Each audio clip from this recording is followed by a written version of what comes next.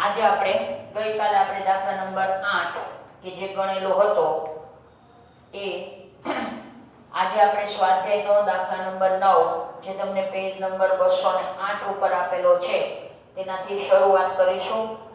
Already ખાતા આપણે board ઉપર દોરેલા છે, તમારે પણ એ મુજબ ખાતાઓ દોરી નાખવાના છે અને ત્યાર પછી આપણે દાખલાની શરૂઆત કરીએ તો સૌપ્રથમ આપણે શરૂઆત કરીએ છીએ મૂડી લખવાથી। મૂડી ખાતામાં જમા બાજુ બાકી આગળ લાવ્યા। આસ્થાની મૂડી છે 76000 અને આહનાની મૂડી છે 48000। ત્યારબાદ ગઈકાલે દાખલામાં કામદાર વળતર કે રોકાણ અનામત ઉપર કોઈ હવાલો નહોતો, મતલબ કાંઈ ટીક માર્ક આવ્યું નહોતું, તો આપણે ગઈકાલે વેચી દીધા હતા। પણ આજે બંને ઉપર ટીક માર્ક આવેલું છે એટલે હમણાં વેચશું નહીં, એ હવાલો જ્યારે કરશું ત્યારે એની વેચણી કરશું। સામેની તરફ એટલે કે મિલકત લેણા બાજુ જોશો તો 3 વસ્તુ આપી છે, એક પાઘડી છે, જાહેરાત ઝુંબેશ ખર્ચ છે અને નફા નુકસાન ખાતું છે। એ ત્રણે ત્રણ ભાગીદાર વચ્ચે વહેંચાઈ જાય। મિલકત લેણા બાજુ હોય તો કઈ બાજુ વેચવાનું? ઉધાર બાજુ, અને મૂડી દેવા બાજુ હોય તો જમા બાજુ, બરાબર। અહીંયા મિલકત લેણા બાજુ છે એટલે ત્રણે ત્રણ દાખલામાં પ્રમાણ નથી આપ્યું એટલે આસ્થા અને આહાના સરખા હિસ્સાના ભાગીદાર છે। દરેક વસ્તુ એમના વચ્ચે, પાઘડી સિવાયની દરેક વસ્તુ જૂના પ્રમાણમાં વેચાય એટલે આપણે સરખા હિસ્સે વેચશું। પહેલી વસ્તુ છે પાઘડી, 8400 છે એટલે બેયને કેટલા મળશે? 4200। ત્યાર પછી જાહેરાત ઝુંબેશ ખર્ચ, જાહેરાત ઝુંબેશ ખર્ચ 3200 છે, બે વચ્ચે સરખા હિસ્સે વેચીએ તો બેયને 1600 ભોગવવા પડે। નફા નુકસાન ખાતું એને ખોટ કહેવાય, ઉધાર બાજુ આપી છે એટલે 4000 છે, બંનેને 2000 આવશે કેમ કે હિસ્સો સરખો છે એટલે સરખા હિસ્સે વેચ્યા। ત્યાર પછી રોકડ આપી છે, રોકડ ખાતામાં ઉધાર બાજુ લખીશું બાકી આગળ લાવ્યા, બરાબર। અને બાકી આગળ લાવ્યા તમારી રોકડની છે 16000 રૂપિયા, એને અહીંયા લખીશું, ઓકે। આટલી વસ્તુ પૂર્વ ભૂમિકા બંધાઈ ગયા બાદ આપણે શરૂઆત કરશું હવાલાની।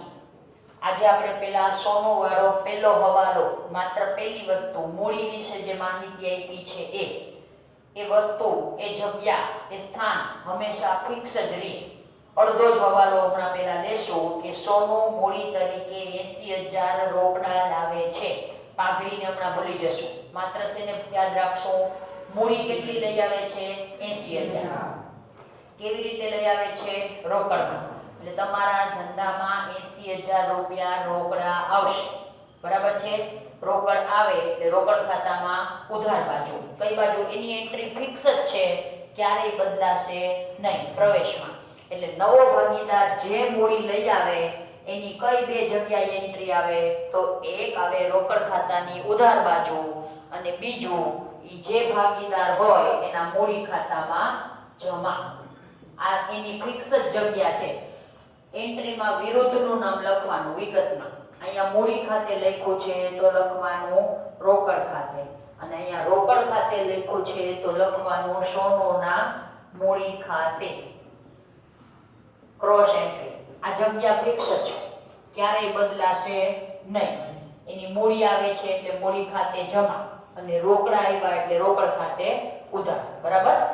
હવે આપણે પાઘડીનો હવાલો તો જ કરી શકશું જો આપણે ત્યાગનું પ્રમાણ શોધશું પછી, એટલે નેક્સ્ટ આપણે ત્યાંથી જ શરૂઆત કરીશું। આસ્થા અને આહના નવું આવે છે, એનું નામ છે સોનું, જેનો પ્રવેશ આપણે આપીએ છીએ। આસ્થા અને આહનાનું જૂનું પ્રમાણ સરખા હિસ્સે છે, જ્યારે 3:3 નું નવું પ્રમાણ આપણને આપ્યું છે 4:3:3, બરાબર। આ રીતે આપ્યું છે આપણને। આના ઉપરથી પ્રથમ આપણે શું શોધશું? ત્યાગ। ત્યાગ બરાબર જૂનું પ્રમાણ માઈનસ નવું પ્રમાણ। ત્યાગ માત્ર આસ્થા અને આહનાને જ થાય, એટલે આસ્થા અને આહના બેયનું જૂનું પ્રમાણ છે 1/2 1/2. જ્યારે નવું પ્રમાણ આસ્થા માટે થશે 4/10 અને આહના માટે થશે 3/10. 2 માંથી 10 કરવા હોય તો કેટલા વડે ગુણવા પડે? 5 વડે. છેદને 5 ને અંશને 5 વડે ગુણો એટલે કેટલા થશે? 5. 5 - 4/10 એટલે 1/10. બરાબર? અને અહીંયા પણ 5 વડે ગુણશું એટલે 5 - 3/10 બરાબર 2/10. તો ત્યાગનું પ્રમાણ શું આવ્યું? 1/2. મતલબ બંનેને પાઘડી કયા પ્રમાણમાં મળશે? 1/2 માં. બરાબર? આગળ વધીએ. પેઢીની પાઘડી આપી છે. પાઘડીનો મુદ્દો પતી જાય એટલે બાકીના હવાલામાં કોઈ પ્રોબ્લેમ ન થાય. પેઢીની પાઘડી આપી છે 40,000 રૂપિયા. નવો ભાગીદાર છે સોનું એટલે સોનુના ભાગની પાઘડી બરાબર 40,000 ગુણાકાર સોનુનો હિસ્સો કેટલો થાય? 3/10. એટલે સોનુએ ટોટલ કુલ પાઘડી કેટલી આપવાની છે? 12,000. કુલ એને પાઘડીના કેટલા પૈસા આપવાના થશે? 12,000. આમાંથી પેલા હવાલામાં આપણને એવું કહે છે કે 7,200 કેવી રીતે આપે છે? રોકડા. તો બાકીના પૈસા જે વધશે 4800 રૂપિયા. કેટલા રૂપિયા વધશે? 4800. બરાબર? ઈ કેવી રીતે આપણે એના મૂડી ખાતેથી ઉધારવા પડશે? બરાબર? ક્યાંથી ઉધારવા પડશે?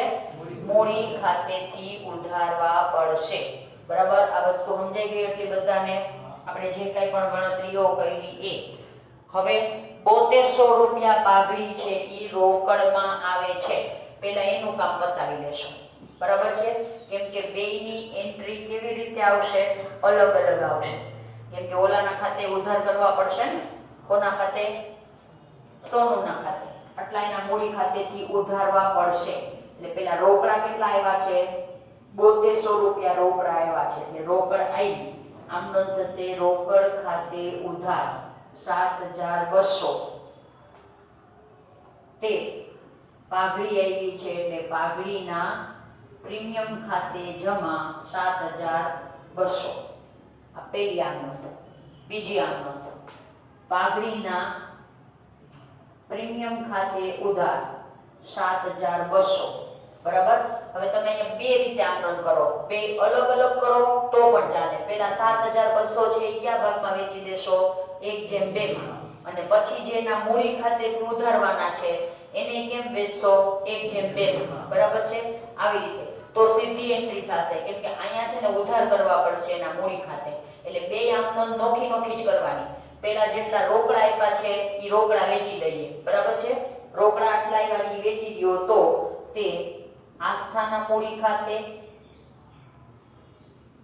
અને તે આહનાના મૂડી ખાતે 7,200 ને કેવી રીતે વેચવાના છે? 1/2 માં. એટલે 3 24 તેરી 72 એટલે 2400 ને 4800.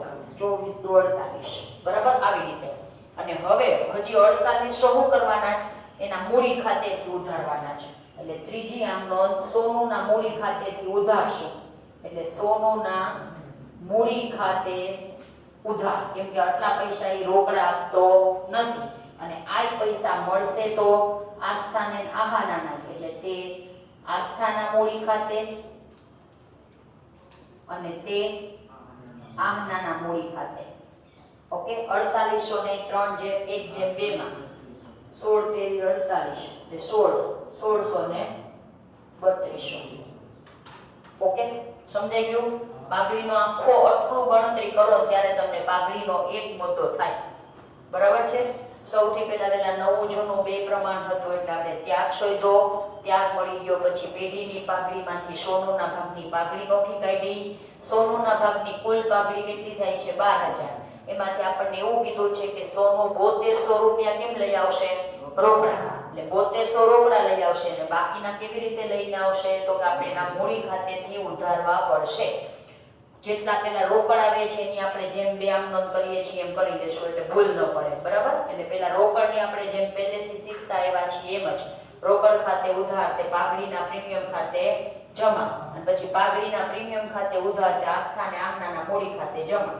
ત્યાર પછી અહીંયા હવે આમાંથી ખાલી આની જ એન્ટ્રી ન આવે કેમ કે એ બંને ઉધાર જમા થઈ જાય છે અંદરો અંદર, એટલે એની એન્ટ્રી આવે નહીં. એ સિવાય બધાયની એન્ટ્રી મૂકવી પડે, એટલે ઉપરથી ક્રમશઃ મૂકવાની શરૂઆત કરશો, બરાબર છે? જેમ આમનો થયું છે એ જ પ્રમાણે તમારે કરવાનું છે. પહેલી વસ્તુ શું થઈ છે? રોકડ ખાતે ઉધાર. તો ક્યાં લખવા જાશો? રોકડ ખાતાની ઉધાર બાજુ. આમનો કરીને લખશો ને તો સહેલું પડશે, ભૂલ પડશે નહીં. એટલે પહેલી વસ્તુ ક્યાં લખશો? તો કે રોકડ ખાતાની ઉધાર બાજુ. વિરુદ્ધમાં જે ખાતું આપ્યું હોય ને એનું નામ લખી નાખવાનું. એટલે ત્યાં વિગતમાં શું લખશો? પાઘડીના પ્રીમિયમ ખાતે. ઓકે, આ એક એન્ટ્રી અપાઈ ગઈ. ત્યાર પછી આને બેને આપવાની નથી. હવે આ બે વસ્તુ કરવા જાશો તો શું કરવું પડશે? આસ્થા અને આહનાના મૂડી ખાતામાં જમા બાજુ. કેમ કે આસ્થાના મૂડી ખાતે જમા, આહનાના મૂડી ખાતે જમા. એ પૈસામાંથી આસ્થાને કેટલા મળે છે? 2400, અને આહનાને કેટલા મળે છે? 4800. એની સામે પણ શું લખશો? પાઘડીના પ્રીમિયમ ખાતે, બરાબર? નેક્સ્ટ ફરીથી આસ્થા અને આહના ખાતે જમા થાય છે અને સોનું ખાતે શું થાય છે? ઉધાર. પેલા આપણે આને બેને જમા આપી દઈએ, ત્યાં જ અત્યારે વર્ગ કરીએ છીએ એટલે 1600 આને મળશે અને 3200 આને મળશે, અને આપનાર કોણ છે? સોનું. એટલે અહીંયા હું લખશું? સોનુના મૂડી ખાતે. હવે સોનુના મૂડી ખાતે ખાસ જોજો કેમ એન્ટ્રી આપવાની છે.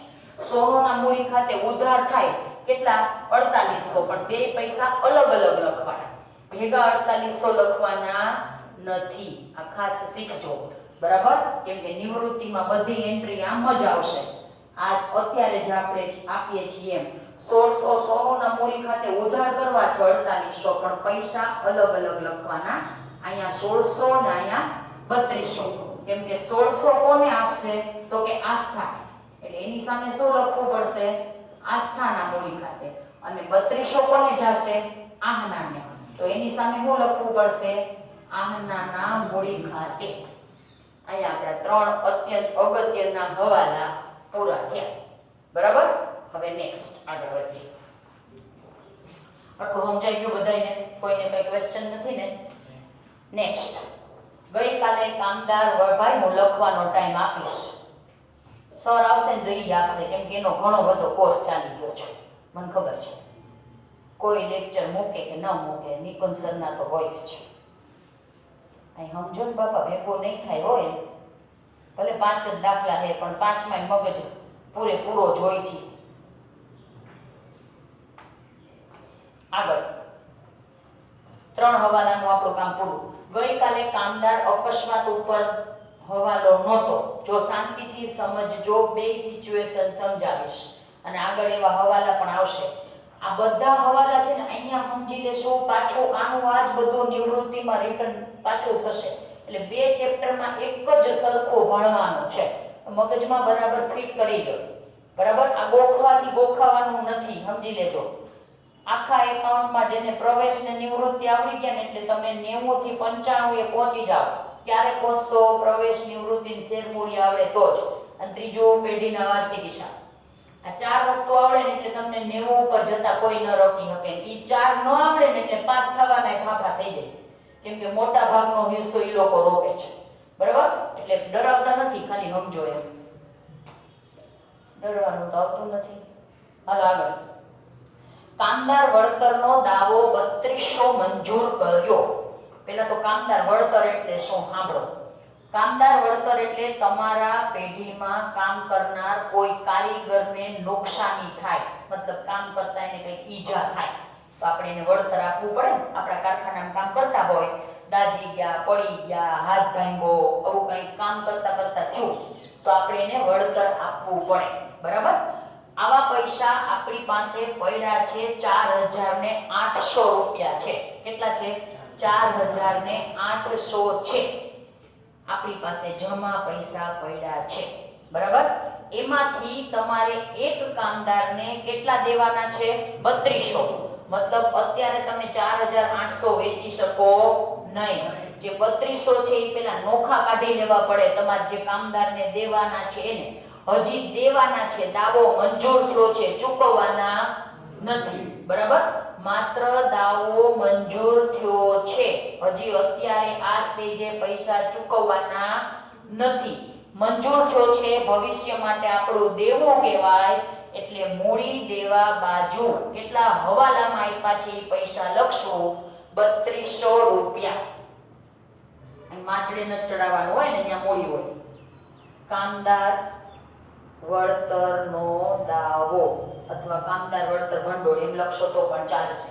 બરાબર, ટૂંકમાં 4800 રૂપિયા આપણી પાસે જમા પડ્યા છે. એમાંથી આપણે એક કામદારને 3200 દેવાના છે સોનુના આવ્યા પહેલા. બરાબર, સોનુના આવ્યા પહેલા અકસ્માત બની ગયો છે એટલે એ પૈસા ચૂકવવાની જવાબદારી આપણી થાય, જૂના ભાગીદારની. એટલે એ આપણે ચૂકવી દેશું. હજી તમારી પાસે કેટલા રૂપિયા વધે? હતા કેટલા? 4800. એમાંથી તમે નોખા કેટલા કાઢી લીધા? 3200. તો હજી 1600 રૂપિયા વધશે તમારી પાસે. વૈધા કહેવાય ને? બરાબર, સમજો ને એટલી વસ્તુ. તો જે વૈધા છે, કાલે શું કર્યું? તો આખા વેચી દીધા. આજે શું કર્યું? જે વૈધા છે એને જ વેચવાના. તો કેટલા વૈધા? 1600. સરખા હિસ્સે વેચો તો બેયને કેટલા આવશે? 800. સમજી ગયા? બરાબર, કામદાર વળતર દાવો. બરાબર, સમજી ગયા? આની બદલે ઘટા હોત તો આપણી પાસે છે 4800 અને એની બદલે એમ કે આપણે કોક કામદારનો 5200 નો દાવો મંજૂર કર્યો, તો આમાં કેટલા ઘટ્યા? 400. ઘટશે ને તો તમારે ક્યાં લખવા જવા પડશે? પુનઃ મૂલ્યાંકનમાં ઉધાર. કેમ કે નવો દાવાના તમે વધારાના કાઢશો એટલે તમને ખર્ચ થશે. સમજી ગયા? એટલે બે સિચ્યુએશન આવે. કાં તો જેટલા જમા પૈસા પડ્યા છે એમાંથી વધશે અને કાં તો ઘટશે.